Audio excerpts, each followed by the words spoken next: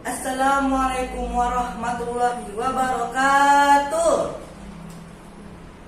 Sampurasun. Puji syukur kagungan Gusti Nu Maha Suci Allah Rabbul Ijati. Puja kagungan Allah Nu Maha Kawasa Allah Aja wa Jalla. Sholawat kali salam urang sanggakeun ka panutan alam junjunan Habibina wa Maulana Muhammad sallallahu alaihi wasallam. Teka kantun ka para sahabatna, tabiin sareng tabiatna. Mugia urang sadayana kaangkeun janten umatna kalayan kenging syafaatul uzma di yaumil akhir. Amin ya rabbal alamin. Wilujeng enjing ka sadayana anu kusim kuring dipihormat. Girang pangajen tiluhur sausap rambut tihandap saimbas sampean. Anu musim kuring dipika cinta pamilon rencangan hadirin sadayana. Kumaha dara mangdulur-dulur. Alhamdulillah eta pisan anu dipiharep kusim kuring. Dina waktos ieu simkuring bade ngadugikeun biantara ngeunaan kasehatan ngumpulan COVID-19.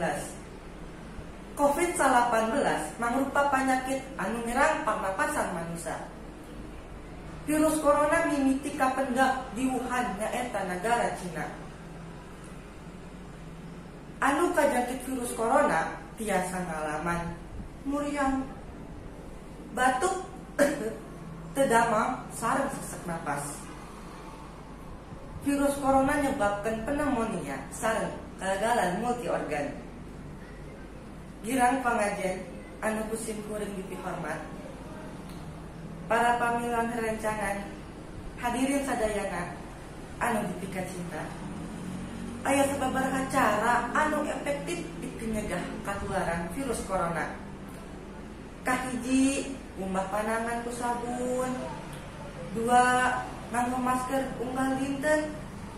3, tong loba kontak langsung sareng jalma nu rea atawa satok. 4, ngajaga kabersihan awak sareng lingkungan. 5, ngajaga daya tahan awak. Urang sadayana kedah ngajalankeun protokol kesehatan oge ngajaga lingkungan sareng awak urang sewang-sewangan. Sakan ditebihkeun tina sagala penyakit. Kumargi kitu, urang sadayana kedah ngajalankeun hirup urang sadidinten ku cara nu leres oge sehat. Contoh nu sanesna urang micen runtah di tempatna, terus upami ngiduh ulah di mana wae, batuk atau napi bersin ge nutupan paham ambil nularkeun virus ka batur.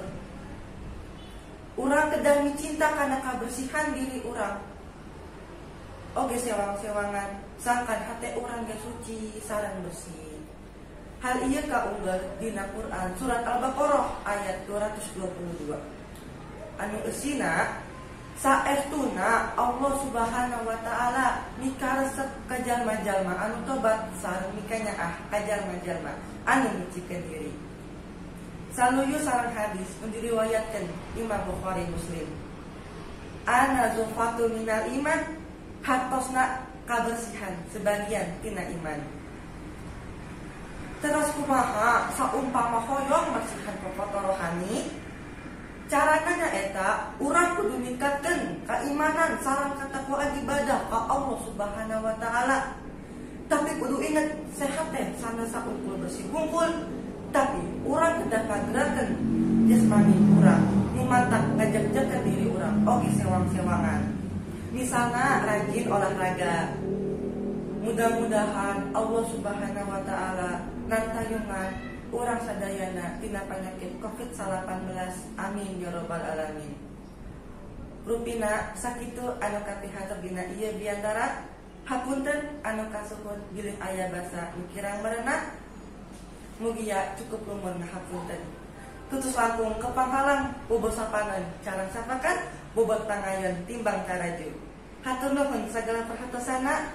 Wabillahi taufiq wal hidayah. Wassalamualaikum warahmatullahi wabarakatuh.